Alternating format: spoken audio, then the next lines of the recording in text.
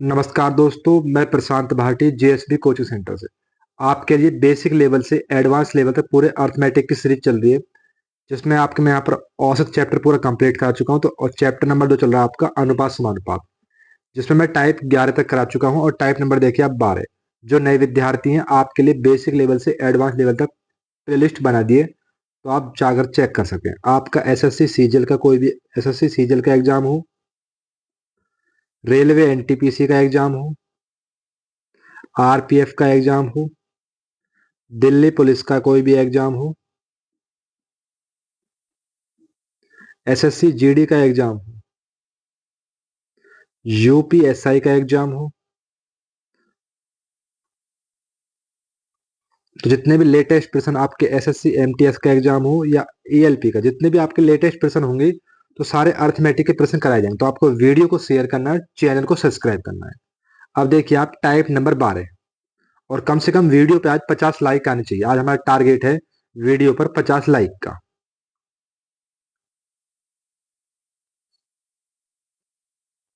तो type number देखिए 12।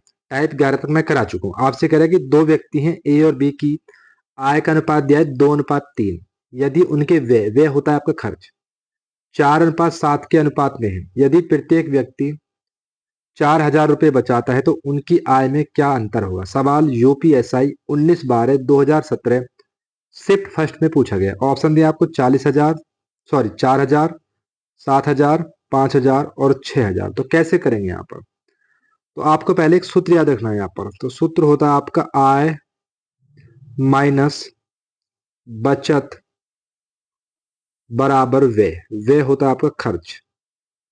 यह एक काम कर लेते हैं यहाँ पर, चलो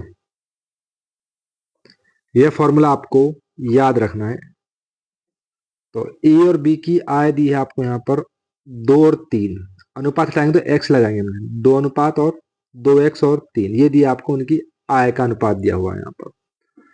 तो यहां से आगे मैं मिटा देता हूँ, यहां से आगे मिटा देता हूँ। अब लगाइए यहाँ पर। तो आय कितनी दी आपको 2x, और बी की आय कितनी दी आपको यहाँ पर 3x। मैंने आपको बताया आय माइनस बचत। बचत कितने करते हैं यहाँ पर 4,000 रुपए की, माइनस 4,000 रुपए की बराबर होती है आपकी व्यय। व्यय कितना दिया आपको 4:7। ऐसे क्रॉस गुणा कर लीजिए यहाँ पर। 7 दूनी 14x माइनस 7 चौक 28,000 बराबर 4 की गुणा करिए, 4 तिया 12x माइनस 4 चौक 16,000। इसको इधर ले आइए तो कितने बचेंगे 2x। इसको इधर ले जाइए प्लस के हो जाएंगे, ये तो बचेंगे आपके 4 और 8 12,000 प्लस के। 2 से काटो यहाँ पर 6,000 बार, तो x की वैल्यू आ गई 6,000। अब यहाँ रख दीजिए आप यहाँ पर 6,000 यहाँ रखिए, तो 6 दूनी 12,000 और 6 की गुणा यहाँ करिए आप, तो 6 तिया 18,000। अब आपसे क्या पूछा है यहाँ पर? आपसे पूछा है कि उनकी आय में अंतर कितना होगा। तो 12,000 और 18,000 का अंतर कितना आ जाएगा यहाँ पर? तो अंतर आ जाएगा 6,000। तो इसका विकल्प होगा विकल्प नंबर डी।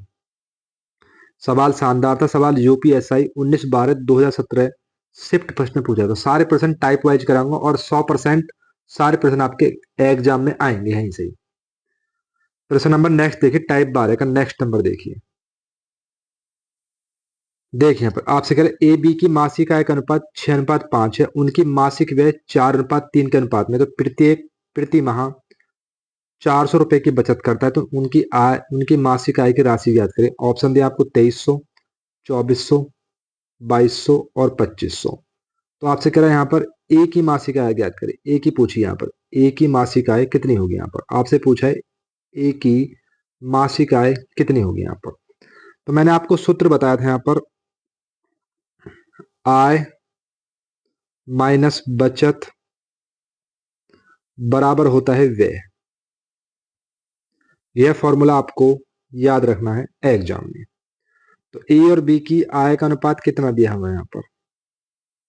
ए और बी की आय का अनुपात दिया है यहाँ पर 6x और 5x। अनुपात हटाएंगे तो x लगाएंगे यहाँ पर। तो लगाइए 6x बटे 5x। प्रत्येक प्रतिमाह 400 रुपये बचाता है, तो -400 बराबर दिया, व्यय कितना दिया आपको 4/3, गुणा कर दीजिए ऐसे। 6×18x -4×1200 बराबर 4×5 20x -4×4 1600। इसको इधर ले जाए तो कितना बचेगा यहाँ पर -2x। इसको इधर ले जाइए तो ये बचेंगे आपके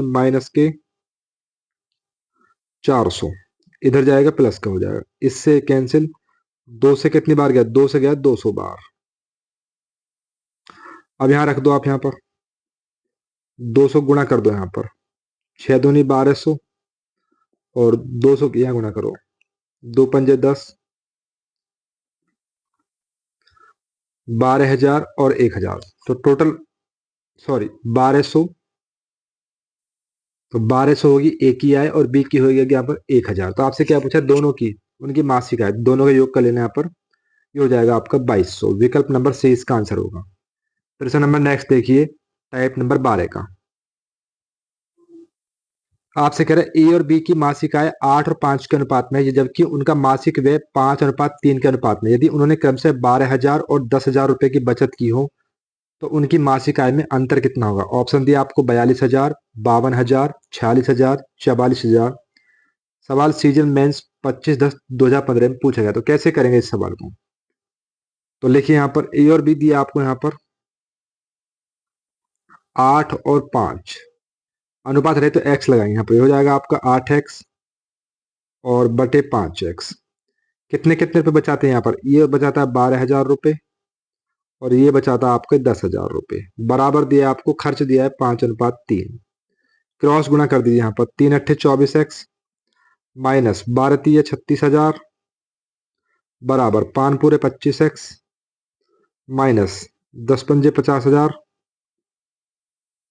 इसको इधर ले जाइए, माइनस के x बराबर, इसको इधर ले जाइए तो कितने बचेंगे -14,000। तो x की वैल्यू आ गई 14,000। अब आपसे क्या पूछा है, उनकी मासिक आय में अंतर कितने का यहाँ पर, तो इनका अंतर लो, 8 में से 5 गए 3, 3 × 14,000 कर दो, कितना आ जाएगा इसका अंतर, तो इसका आंसर आ जाएगा 42,000। विकल्प नंबर ए इसका आंसर होगा यहाँ पर। प्रश्न नंबर नेक्स्ट देखिए, यहाँ पर आपसे कह रहा है कि अमित व वीर की वार्षिक आय का अनुपात 3:2 है, जबकि उनके खर्चों का अनुपात 5:3 है। यदि वर्ष के अंत में प्रत्येक 1,000 रुपए की बचत करता है तो अमित की वार्षिक आय ज्ञात कीजिए। ऑप्शन दिया आपको 9,000, 8,000, 7,000, 6,000। सवाल एसएससी सीपीओ 19/8/2012 में पूछा गया। तो इस सवाल का आंसर आपको कमेंट बॉक्स में देना है। अब देखें नेक्स्ट क्वेश्चन। देखिए नेक्स्ट प्रश्न आपसे कह रहा है राम और गंगा की आय का अनुपात 3:4 है और उनके व्यय का अनुपात दिया है 2:3। यदि प्रत्येक व्यक्ति 2,000 रुपए की बचत करता है तो उनकी संयुक्त कुल आय और संयुक्त कुल खर्च का अनुपात क्या होगा। ऑप्शन दे 3:2, 5:3, 1:2, 7:5। सवाल दिल्ली पुलिस कांस्टेबल 22/11/2023 में पूछा है। तो कैसे करेंगे इस सवाल को, तो मैंने आपको सूत्र बताया था, यहाँ पर सूत्र बताया था मैंने आपको, आय माइनस बचत बराबर होता है व्यय, व्यय होता है आपका खर्च। ये फॉर्मूला आपको याद रखना है यहाँ पर। तो उनकी आय दी है आपको यहाँ पर ए और बी की 3:4 और 4:। तो अनुपात हटाइए, x लगाइए, 3x और 4x। तो आय दी है यहाँ पर 3x/4x माइनस प्रत्येक बचा रहा आपका 2,000 रुपए, 2,000 - 2,000 बराबर खर्च दिया आपका 2/3। ऐसे क्रॉस गुणा करिए, 3×3 = 9x माइनस 3×2 = 6,000 बराबर 2×4 = 8x माइनस 2×2 = 4,000। इसको इधर ले जाए तो कितने बचेंगे यहाँ पर x, इसको इधर ले जाते प्लस का हो जाएगा, तो प्लस के 6,000 माइनस के 4,000 कितने बचेंगे 2,000 प्लस के 2,000 आपके यहाँ पर आ गए। यहाँ गुणा कर दो, यहाँ पर 2,000 की 2,000 की यहाँ गुणा कर दो, 3×2 = 6,000 और 4×2 = 8,000। ये आ गई यहाँ पर आय। तो आय जोड़ लो ए प्लस बी की, 8 और 6 14,000 तो आय तो आ गई आपकी 14,000 दोनों की। आपसे पूछा उनकी संयुक्त कुल आय और संयुक्त कुल व्यय। ये आ गई ए प्लस बी की आय, व्यय होता है आपका खर्च। अब खर्च और निकालते हैं यहाँ पे। आपने 6,000 रुपये कमाए और 2,000 रुपये आप बचा रहे हो। 2,000 रुपये की आप कर रहे हो बचत, तो आप खर्च कितने कर रहे हो? व्यय। व्यय कर रहा है ए 4,000 रुपये। अब बी जो है आय है 8,000 रुपये और 2,000 रुपये बी बचा रहा है, तो बी खर्च कितने करेगा? तो बी खर्च करेगा 6,000 रुपये। तो टोटल व्यय पूछिए यहाँ पर ए और बी की, 4 और 6 कितने हो गए यहाँ पर? तो व्यय होगी 10,000 रुपये। अनुपात पूछा है आपका। 3 जीरो से 3 जीरो कैंसिल, 2 से काटो 7 बार, 2 से काटो 5 बार, तो इसका आंसर आ जाएगा 7:5। तो उम्मीद करता हूं दोस्तों ये टाइप आपके समझ में आ गया होगा। अब देखिए नेक्स्ट टाइप का प्रश्न।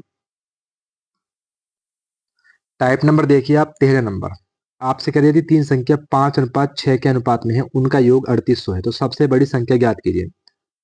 सवाल आरआरबी एएलपी 25/11/2024 में पूछा गया। यहाँ पर ऑप्शन दिया आपको 1,000, 1,600, 2,000, 1,200। कैसे करेंगे यहाँ पर?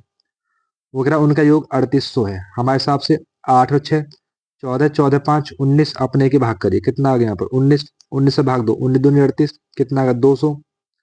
सबसे बड़ी संख्या पूछी, सबसे बड़ी संख्या आपके यहाँ पर 8, तो 8 × 200 कर दो, तो बराबर कितना आ जाएगा यहाँ पर? ये आ जाएगा आपका 1,600। नेक्स्ट प्रश्न देखिए। नेक्स्ट प्रश्न देखिए, आपसे कह रहा है एक पिता के पास 83,000 रुपए थे। उन्होंने इस धनराशि को अपने 3 बेटियों में इस प्रकार बांटा कि पहली बेटी को धनराशि का 4 गुना, दूसरी बेटी को 5 गुना और तीसरी बेटी को 7 गुना आपस में बराबर मिलते हैं, तो पहली बेटी की धनराशि ज्ञात कीजिए। सवाल यूपीएसआई शिफ्ट फर्स्ट 14/12/2017 में पूछा गया। ऑप्शन दिया आपको 42,000, 35,000, 50,000, 27,000। तो कैसे करेंगे इस सवाल को यहाँ पर? तो 3 बेटियां आपकी, फर्स्ट, सेकंड और थर्ड। पहली बेटी धनराशि का 4 गुना बराबर, दूसरी बेटी का 5 गुना बराबर, तीसरी बेटी का 7 गुना बराबर है आपस में। तो कैसे करते हैं यहाँ पर? एक काम करते हैं, पहले लिखिए आप फर्स्ट और सेकंड और थर्ड, तो बराबर में उल्टा मान मानते हैं। तो पहली बेटी का अनुपात कितना हो जाएगा? पहली बेटी का मान हो जाएगा 5।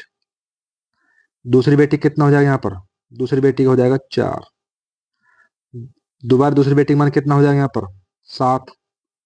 और तीसरी बेटी कितना हो जाएगा यहाँ पर? 5। बराबर में हमेशा उल्टा मान मानते हैं। फिर ऐसे गुना करिए यहाँ पर, 5 × 7 = 35,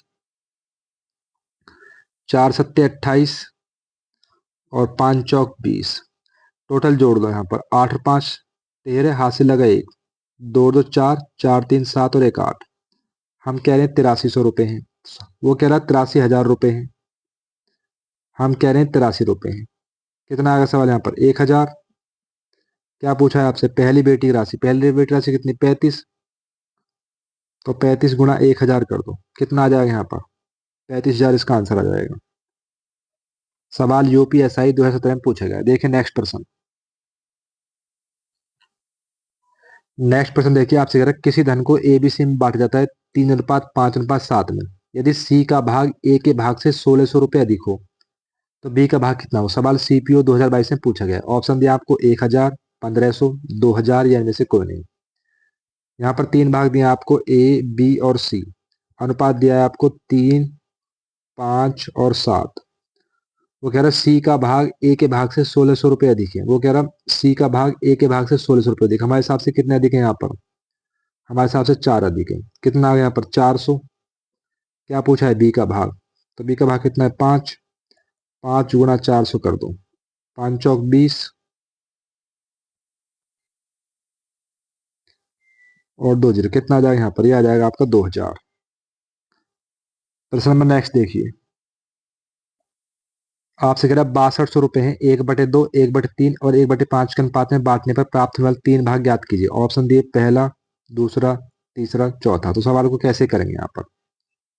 1/2, 1/3 और 1/5 के अनुपात में दिए हैं यहाँ पर, और रुपए दिए हैं आपको 6200 रुपये टोटल। ए बी और सी, एक काम करते हैं, 5 और 3 का और 2 का एलसीएम लो यहाँ पर। तो एलसीएम कितना आ जाएगा, बड़ी संख्या कौन सी, 5, 5 का डबल को 10, 10 का डबल 15, 10 और 5 या 15, 5 चौक 20, 5 पूरे 25, 5 छः 30, 30 को सारी संख्या काट देंगे यहाँ पर। तो 30 की गुणा कर दो एलसीएम की, करिए 30 की गुणा यहाँ पर। 2 से कितनी बार जाएगा, 15 बार, 3 से कितनी बार जाएगा, 10 बार, और 5 से कितनी बार जाएगा, 6 बार। अब टोटल जोड़ लो आप, 15 10 25, 25 और 6 31, वो कह रहा 6200 रुपये, हम कह रहे हैं 31। अपने कर दी भाग, 31 दूनी कितने होते हैं, 62 और 2 जीरो। तो गुणा कर दीजिए यहाँ पर, 200 गुणा 1500, 200 गुणा 10 और 200 गुणा 6। तो 15 दूनी 30, कितना आ गया, 3000। ये कितना हो जाएगा, 2000। ये कितना हो जाएगा, 1200। तो 3000, 2000, 1200 इसका आंसर आ जाएगा। विकल्प नंबर 1 इसका आंसर आ जाएगा। प्रश्न नंबर नेक्स्ट देखिए, आपसे कह रहा है एक व्यक्ति ने अपनी जायदाद को इस प्रकार विभाजित किया कि उसके पुत्र व उसकी पत्नी और उसकी पुत्री को प्राप्त जायदाद का अनुपात 3:1 है। यदि उसकी पुत्री को उसके पुत्र से 10,000 रुपये कम मिलते हैं तो कुल जायदाद कितनी। ऑप्शन दिए 16,250, 16,000, 18,250, 17,000। सवाल सीरियल टायर टू 21/9/2024 से पूछा गया है। पहले कह रहा पुत्र और पत्नी, फिर पत्नी और पुत्री। तो पत्नी 2 बार आई तो उसको रखिए यहाँ पर बीच में। पुत्र और उसकी पत्नी, तो पुत्र 3 और पत्नी 1, उसकी पत्नी 3 और पुत्री 1। तो कर दीजिए आप गुणा यहाँ पर, 3 3 9, ऐसे क्रॉस गुणा करते हैं यहाँ पर। 3 एकम 3 और 1 एकम 1।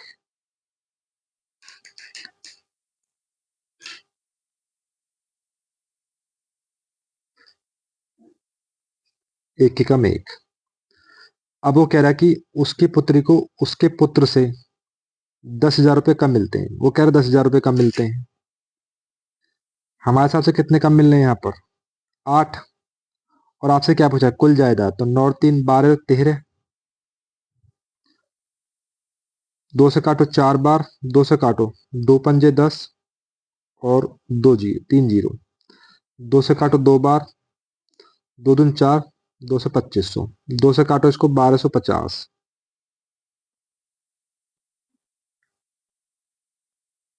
1250 नहीं, 1225 आएगा यहाँ पर, 1225। दोबारा देख लीजिए एक बार आप, दोबारा देखिए। वो क्या, टोटल संपत्ति आपकी 10,000 रुपये, कि पुत्री को उसके पुत्र से 10,000 रुपये कम मिले। हमारे हिसाब से कितने कम मिले, हमारे हिसाब से मिले, पुत्र को मिलने 9, पुत्री को मिल रहा 1। तो कितने कम मिले हमारे हिसाब से, हमें हिसाब से मिले 8।